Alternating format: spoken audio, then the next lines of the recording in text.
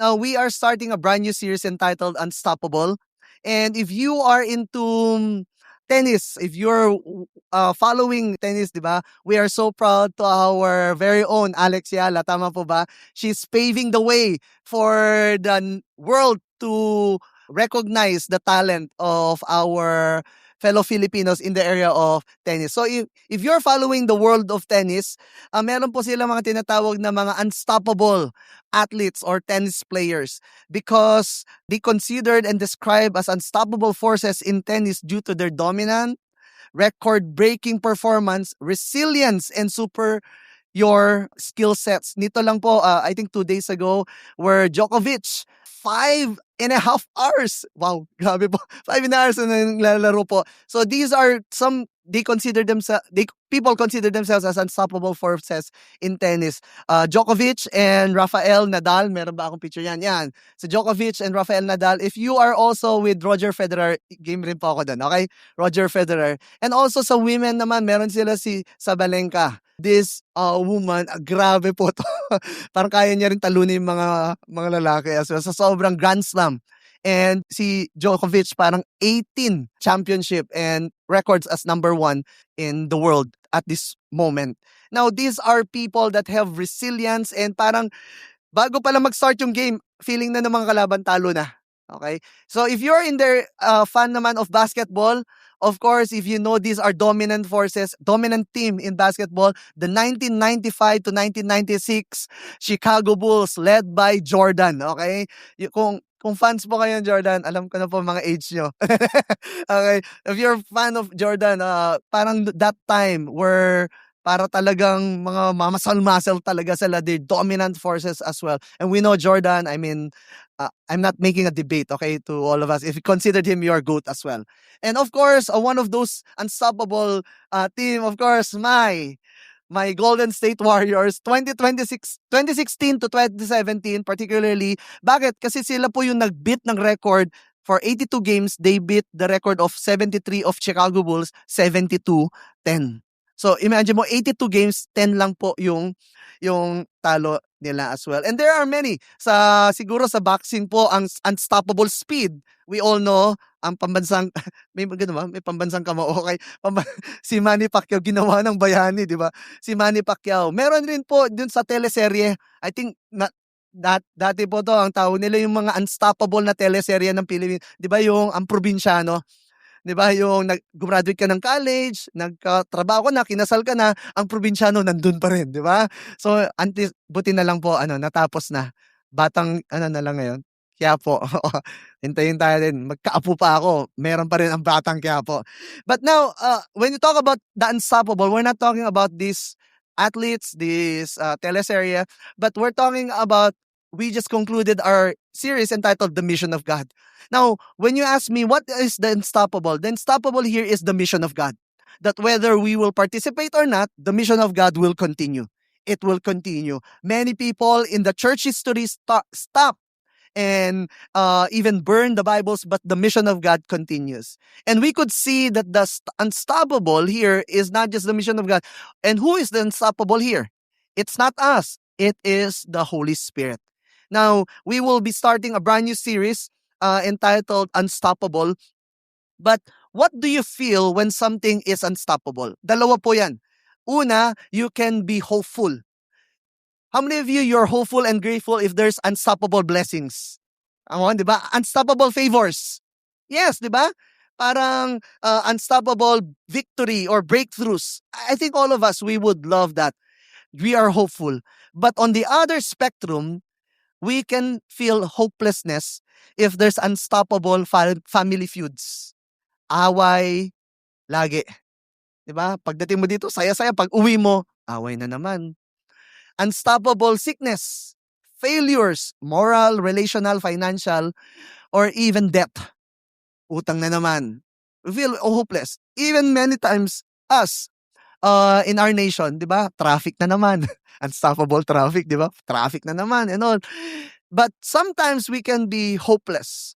But as we go through the book of Acts for the next 6 weeks, including today, this series we will look at how the church has become the unstoppable mission force through the power of the Holy Spirit boldly preaching the gospel and forcefully advancing the kingdom of God to the ends of the earth. So I can ask everyone to all stand in reverence to the word of God and open your Bibles with me in the book of Acts, Acts 1 verse 1. You can also turn your gadgets if you have a Bible app, or if you have your physical Bible, you can turn in the book of Acts. As you turn there, the book of Acts was written as a historical account depicting the triumph of Christianity in the face of bitter persecution and overwhelming opposition. And in the book of Acts is a series of prayer meetings filled with supernatural and extraordinary acts of the Holy Spirit. More than the acts of the apostles, kasi yun po yung nakalagay dito, acts of the apostles, we could see that it is really the acts of the Holy Spirit. So Acts 1, verse 1 to 8. In the first book, O Theophilus, I have dealt with all that Jesus began to do and teach, until the day when he was taken up, after he had given commands through the Holy Spirit to the apostles whom he had chosen. He presented himself alive to them after his suffering by many proofs, appearing to them during 40 days and speaking about the kingdom of God. And while staying with them, he ordered them not to depart from Jerusalem, but to wait for the promise of the Father, which he said, "You heard from me, from John, for John baptized with water, but you will be baptized with the Holy Spirit not many days from now." So when they had come together, they asked him, "Lord, will you at this time restore the kingdom to Israel?" He said to them, "It's not for you to know times or seasons that the Father has fixed by his own authority, but you will receive power when the Holy Spirit has come upon you, and you will be my witnesses in Jerusalem, in all Judea, Samaria, to the end of the earth." This is the word of the Lord. Let us pray. Father, we thank you, God, for your word. May the reading and hearing of your word will bring forth encouragement, God, to our hearts today. Lord, thank you, God, because the infilling of the Holy Spirit during that time, during the Pentecost, is also available for us today. So, Lord, bless the preaching of your word. Let us understand it so that we can apply it today. In Jesus' name, amen and amen. You can all be seated. Now, prior to this scene, the verse that we read, the disciples were scattered. The disciples fearing for their life, and Peter denied Jesus 3 times. So this is the time where after Jesus was arrested, Peter denied Jesus 3 times, and the disciples were scattered because kung inuna nila yung leader, sila na yung susunod. Then we know what happened. Jesus, after 3 days, he resurrected, and he spent time with the disciples for 40 days and showing himself that he is alive. Now, may roller coaster po yung mga disciples. They were so hopeless because they thought that this is the end of the mission. This is the end of the calling or the kingdom of God. And then Jesus presented himself, nabuhayan po sila. Now this is the moment where Jesus is about to leave them and ascend to heaven. And we call that during the time of Pentecost. Now Jesus was about to ascend to heaven. We know that Acts is authored by Dr. Luke. And his missionary journey with Paul, and he scribbled about the events that transpired. And the book of Acts is an eyewitness account. So he somehow saw how the disciples also gave them, si Luke kasi wala siya during the time of Jesus. And he said that, okay, Theophilus is writing about the account of this Jesus of Nazareth. And this is the second book kasi yung first book na sinulat niya is the book, the Gospel according to Luke. And now, it's no longer just about the life of Jesus. Now, it's like the account of post Jesus here on earth. And Jesus was about to say goodbye to his disciples. How many of you know that when you say the last goodbye, sobrang importante po yun? I don't know if you've experienced someone in a hospital deathbed and they're just about to leave, and then they will say, "Tandaan nyo to. Diba? Huwag mong kalimutan." Diba? Magsaing ka. Diba? Yung pa rin, diba? Huwag mong kalimutan to, maglaba ka. Now, this is important. Now, could you imagine the disciples? They knew the picture of having Jesus not with them. Because 3 days lang nawala si Jesus, grabe po yung takot nila. Now, Jesus will say, I will be leaving and I will go to a place you can't go. But I will leave something to you. And that's why mixed emotion, wala pong excited nung alis na si Jesus, but he reminded them two important things. He reminded them about the mission of God, and he reminded them about the power of the Holy Spirit. Now, let's go first to the mission of God. I said, what is the unstoppable here? The unstoppable is the mission of God. The unstoppable mission of God. Acts 1 verse 3 to 4, he said, he presented himself alive to them, and after his suffering, by many proofs, appearing to them during 40 days and speaking about what? About the kingdom of God. And while staying with them, he ordered them not to depart from Jerusalem, but to wait for the promise. So when the disciples thought that this is GG na, tapos na yung mission, namatay na si Jesus. And when Jesus resurrected, he reminded them that the mission is not yet over. The mission continues. The mission of God continues. And he reminded them, yes, you are fearful, but you have a mission. You have a purpose. Now, he reminded them about time and time again about the mission of God. Many times with all the concerns that we have in the world, may mga estudyante po ba dito? Students, if you're students, diba, concerned kayo, mag-exam na, magbo-board, yung iba sa inyo magbo-board exam, yung iba naman concerned kayo, bukas magma-Monday na naman, diba? Diba? Bakbakan na naman, diba? Digmaan na naman sa EDSA. Iba po sa atin, mga sa family natin, iisipin natin yung mga kids and all. We have many concerns, but the disciples have many concerns as well. But Jesus reminded them about the great narrative. That life doesn't revolve around you. We are just a speck of a dust in the grand narrative of God. And he reminded them that you have a purpose, you have a mission. It's about the mission of God. Now, when it comes to the kingdom advancement, iba-iba po ang responses ng mga disciples. There are those disciples when Jesus talked about the advancement of God's kingdom, of the mission of God, there are these disciples who are excited. Come on! Let's change the world. There are also disciples like Peter who is afraid. Baka magkakamali ulit. Or we have also like Thomas who's doubting. Possible ba? Para sa akin ba yan? O para sa kanila? Parang naniniwala ba? And there are also those who are like John. Di ba? Kingdom advancement. Ang sabi lang ni John, Lord, what I want is just to stay with you. Ganun po si John. But there are disciples who don't know what to do. Will this work? Will the mission of God continues? What will happen if Jesus is no longer in the picture? Will this work? There are those who are upset. There are those who are confused. And there are those disciples who are excited and know where to go and what to do. But Jesus speak to both of them. Whether you are those who know what to do, sino sa inyo alam na alam niyo nang gagawin niyo ngayon 2026? Konti lang, okay? Sino sa inyo katulad ko, hindi natin alam kung ano mangyayari ngayon 2026. Okay? Parang ganyan po. Now, Jesus is about to leave, but he speak to both group of people. And sabi ni Jesus, wait. Sumayaw, di ba? Okay. Sumayaw siya. Sabi niya, wait. Wait for who? Wait for what? And Jesus, eto na naman si Jesus. Time and time again in the book of John 14, John 16, Jesus reminded the disciples.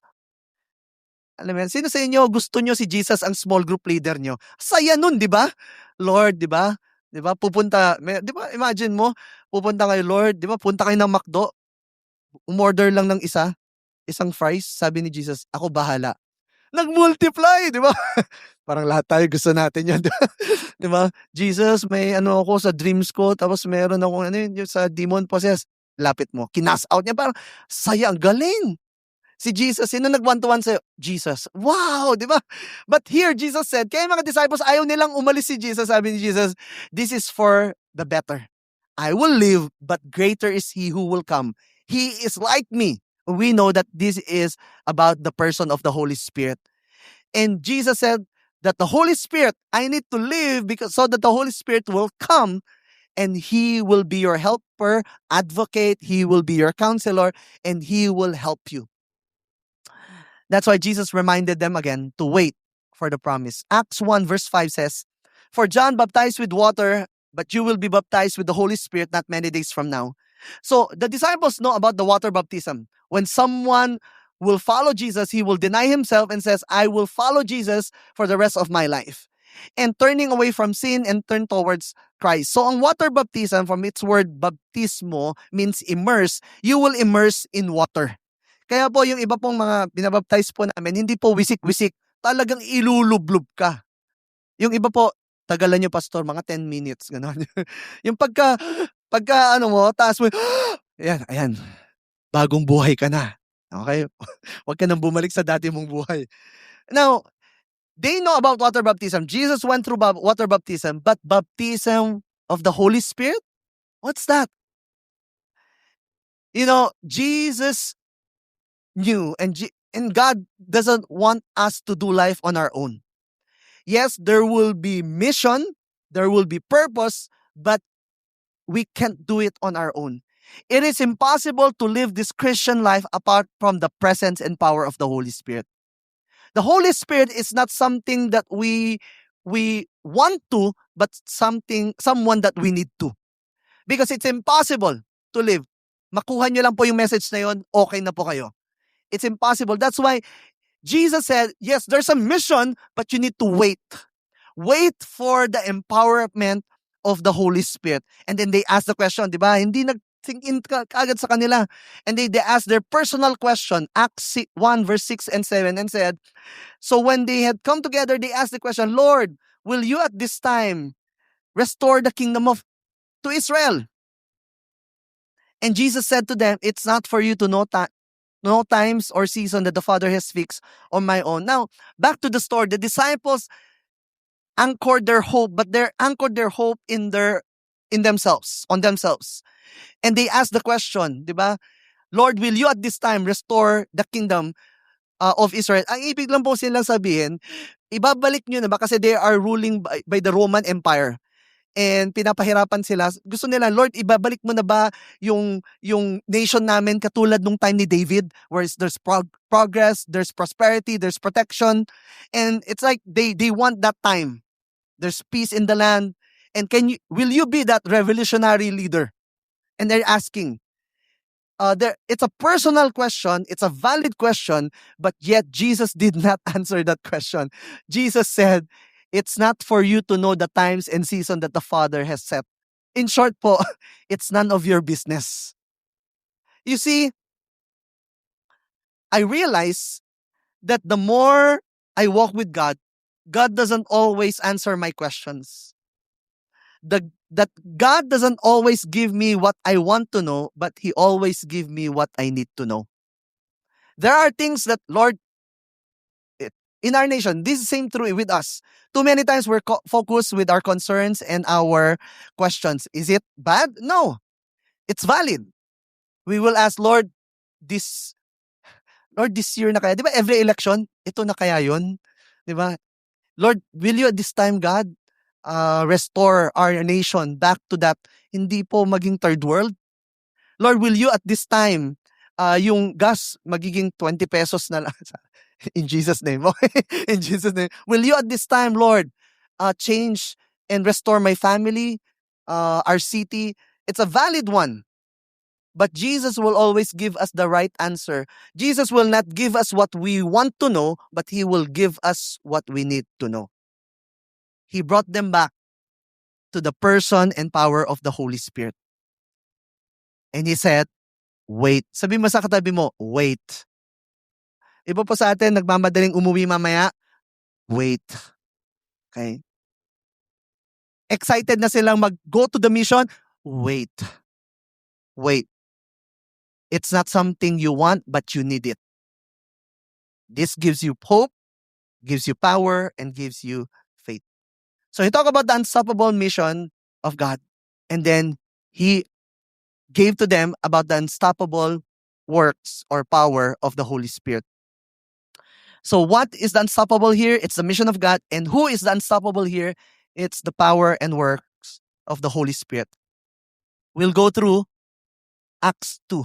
Yung 1 po, diyan lang po sinabi that wait for the promise. Pero hindi pa po diyan yung infilling of the Holy Spirit. Acts 2, this is now the recorded one where yung Acts 1 po, na nag-ascend na si Jesus. Acts 1 verse 9 to 11. And lahat sila nakatingin. And then said, Men of Galilee, what are you looking up to heaven? This Jesus, he will come back soon. And then after that, they've done their day-to-day job. Day-to-day ginagawa nila. 40 days. After 10 days, they were reminded about, did he promise that many days from now, he will pour out his spirit? In Acts 2, verse 1 to 4, let's read it together. When the day of Pentecost arrived, they were all together in one place. One place. A sense of unity and expectation. To many, they're expectant. To some, they are fearful. And suddenly there came from heaven a sound of a mighty rushing wind, and it filled the entire house where they were sitting. And the divided tongues of fire appeared to them and rested on each one of them. And they were all filled, say with me, all filled with the Holy Spirit, and began to speak in other tongues as the Spirit gave them utterance. All in one place. It's like this. Yes, included po yung nasa Cinema 3. They're all in one place. Some of them went there because they're expectant. Ito na yung araw na yun. Some of them, sumasama lang kasi natatakot na sila. But they were all there. And they were all filled. The doubting, the afraid, the excited, they were all filled. You know, the empowering of the Holy Spirit was so powerful that it superseded whatever they were feeling. Because at the end of the day, it's not about the feeling or what the emotions of the disciples. When the Holy Spirit will pour out its power, you can't help. It supersedes even your vocation. It supersedes your background. It supersedes everything. That's the empowerment of the Holy Spirit. And that empowerment of the Holy Spirit will make God's people, the disciples, an empowering mission, unstoppable mission force. The speaking of tongues was the common manifestation during that time. Now, it wasn't just for them. It's also equally for us, for you. As a church, we believe in the Spirit-empowered. Diba? Remember, if you got yung sinabi ni Peps kanina, we're part of every nation that believes and exists to honor God by establishing Christ-centered, Spirit-empowered, and socially responsible. Spirit-empowered. We are a church that is Spirit-empowered. Now, Spirit-empowered means that we believe in the continuation of the gifts of the Holy Spirit until the mission of God exists. Pag wala na po, pag bumalik na si Jesus, wala na po. Tapos na po yung mission. But the Holy Spirit will empower us. Sabi mo sa katabi mo, the Holy Spirit will empower you. Now, how the Holy Spirit empowers us? Two things. The Holy Spirit empowers us as disciples of Jesus with two things. First, the Holy Spirit empowers us for godly living. Or for you, ano ba yung godly living? For Christian living. Okay? Hindi po lahat ng Kristiyano ay godly. At hindi po lahat ng godly ay, sana lahat naman ng godly ay Kristiyano, okay? But for godly living, the essence of Christ-like living is denying self for the sake of following Him and serving others. And this is how the kingdom of God is being restored. The mission of God, the kingdom of God, the disciples asked, Lord, will you at this time restore the kingdom to Israel? Now, the kingdom of God works like this. It's not just one person's solution. The kingdom of God works by changing the lives of every person by the Holy Spirit. Last year, we have, as a Santa Mesa Church fam, we celebrate with, I think, 50 plus people who underwent water baptism. Palakpakan naman natin si Lord with that. We had spiritual foundations. Ang first nun is Victory Day, or what we call Victory Weekend. all different ages. Mayroon doon estudyante, mayroon doon single professionals, family. But these are men and women who declared to follow Jesus. I will let go of my sinful patterns in my life, pornography, substance, lying, bitterness, offense, unforgiveness, pride, and all of this. And ask the Holy Spirit to give them the grace to resist temptations. Walking in victory is not easy. Would you agree, church? It's not easy. If you think that you can live this place and sabi mo, kahit ano, wala, never ako mat-attempt. No, because it's never about our own volition and will. Kahit ano po, kahit gaano ka nakatagal, the only time that when you think that you can do it apart from the power and presence of the Holy Spirit, that's the start of the fall. And we've seen many people who've been faithfully following Jesus for 5 years, 10 years, and they thought that's enough, and they started to rely on their own. That's the start of their fall. Every day, 24/7, we need the presence and the power of the Holy Spirit. Now, I've shared that those people because this is how the kingdom of God works. The kingdom of God being restored by changing not a nation, not a city, by changing one person at a time, one individual at a time, to live for Christ, to trust in His grace, and to surrender his life to our Lord Jesus Christ. Imagine one person that will affect one family, one city, one nation, and to the rest of the world. How many of you want to see change in our nation? And praying for a Christian president. Yes, but the Christian president will help our nation, but it's not the solution for our nation. God will restore our nation by changing one person, the life of one person at a time. And as we being changed by God, people around us will experience the change that God did to us. It's for godly living. I've asked kaninang 9 mga husbands. How many of you here mga wives? Yeah, appreciate natin. How many of you here mga husbands?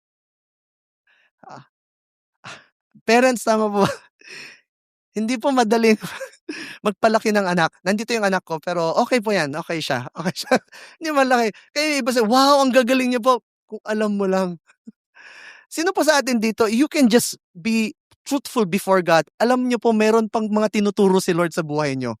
Tama ba? Ang hashtag, I am a work in progress. Tama po ba?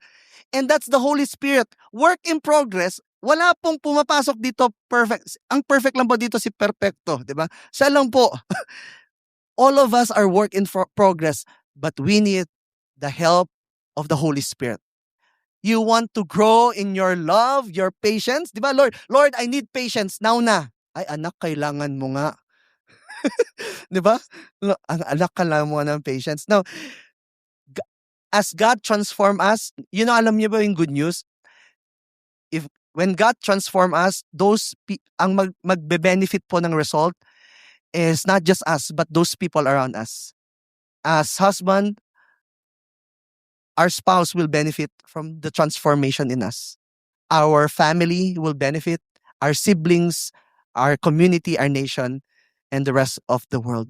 And that's why God will continue to do His work in us. Galatians 5, verse 22 to 23 says, but the Holy Spirit produces this kind of fruit in our lives, which is love, joy, peace, patience, kindness, goodness, faithfulness, gentleness, and self-control. I don't know kung nakaka-relate kayo, yung dati, yung ano nyo, alam nyo yung BC, before Christ, yung dati nyong buhay, nung hindi pa binago ni Lord, yung dati mong buhay, ang bilis mong magalit, ang bilis mong, alam mo, diba? Susuntukin mo sila or ano. Pero ngayon, binabago na. May katabi ka ba mukhang binabago ni Lord? Parang, ay, wala. Okay. Alam po talaga ng pag mga couple, mga nandito. Tama naman, binabago ako ni Lord. Okay? Hindi ka po makakaano, ganun po sila. Binabago po tayo ni Lord. Kaya po, yung sinabi, you want to be, wag po nating i-compare yung growth natin sa katabi natin. it's more, iba-iba po tayo yung growth natin. But at the end of the day, it is God who's growing us. How do you hear you want to grow in love? Yes. To be more patient. Yes. To be more gentle. Di ba? Yung umupo ka, tapos may nakaupong babae sa... Papaupuin mo pa rin. Okay? And then to be kind, to be faith, to be good, to be kind, to have that joy, and all of these things. Again, it says hindi siya fruits, it's the fruit of the Holy Spirit.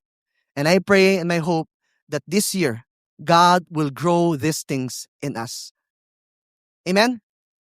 Next is, sabi ko, it's not just for godly living, but also the power of the Holy Spirit empower us for kingdom building. It's not just for you, but also for those people around you and for the mission and purpose of God. Acts 1 verse 8, Jesus said, "But you will receive power when the Holy Spirit has come upon you, and you will be my witnesses." You will receive power, you will receive power, and you will be my witnesses. There's a purpose for that power. That power, and many Christians, they thought that that power will stay with them. They can prophesy, they can dream dreams, they can see visions, but that power is not just about you. It's for a purpose. For God's purpose, for a mission. And Jesus said to them, you will receive power. Power means to live an extraordinary life. It's now possible because of the power of the Holy Spirit. Now, how can we get that? Is it just like si Spider-Man na nag-bite siya ng gagamba? Or si Hulk na na-expose siya in the gamma ray exposure or mutation just like the X-Men? Or is it for us, how can we receive that? To read Bible more, to serve more, to give more, to do more good things? Jesus said, wait for the gift. Jesus said, wait for the gift. When you talk about gift, it's not earned and you don't deserve it. Gift is unearned and undeserved. We don't deserve the gift. But every child of God was given a gift. Sabi mo sa katabi mo, may gift ka raw kay Lord. And that's the Holy Spirit. And for those of you who are considered child of God, guess what? The Holy Spirit is already with you. Ngayon minsan, ganon? Ba't hindi ko nararamdaman?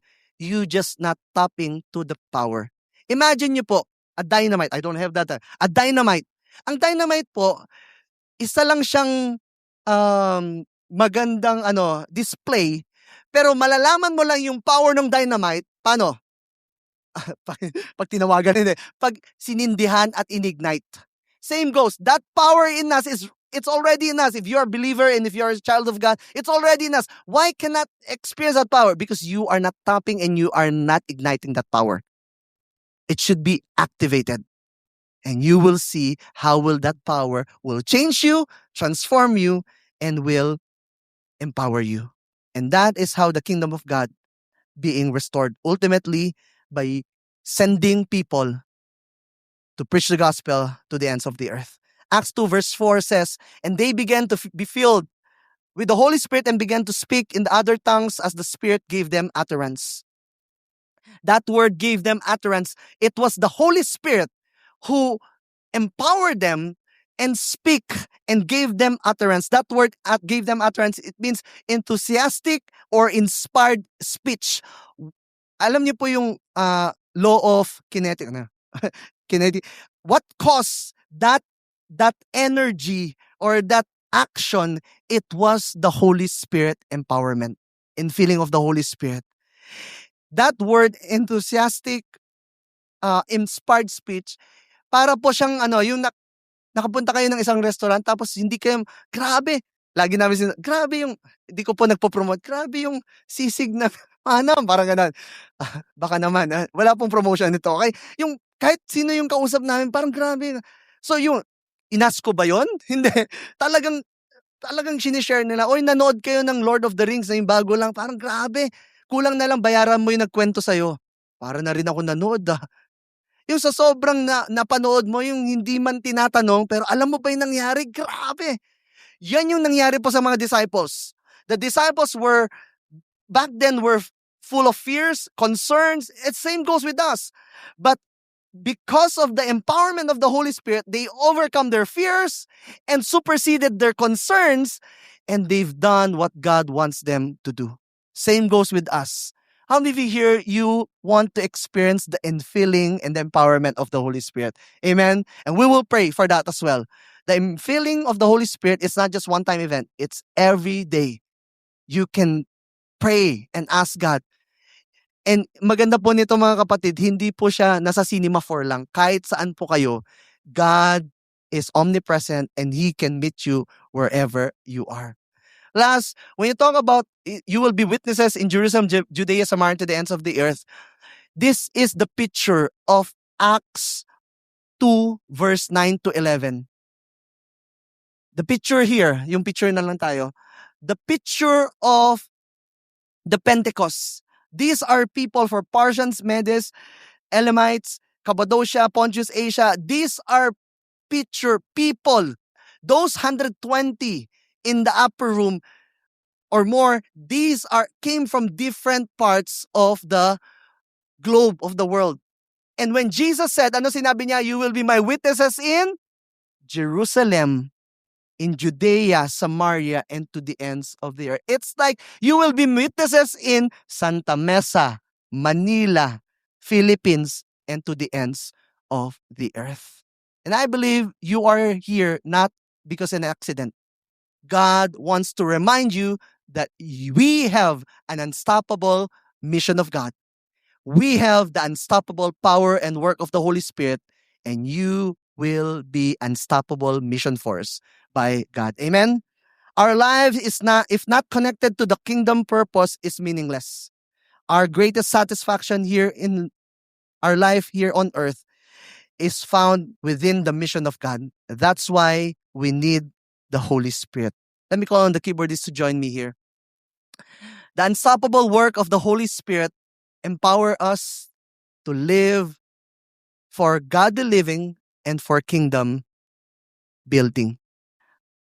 It will transform us from the inside out, and it will empower us to be witnesses of the gospel. God placed you to your workplace because God has a purpose for you there. God placed you in your school and in that family because God has a purpose for you there. Amen? Can I ask everyone to all stand?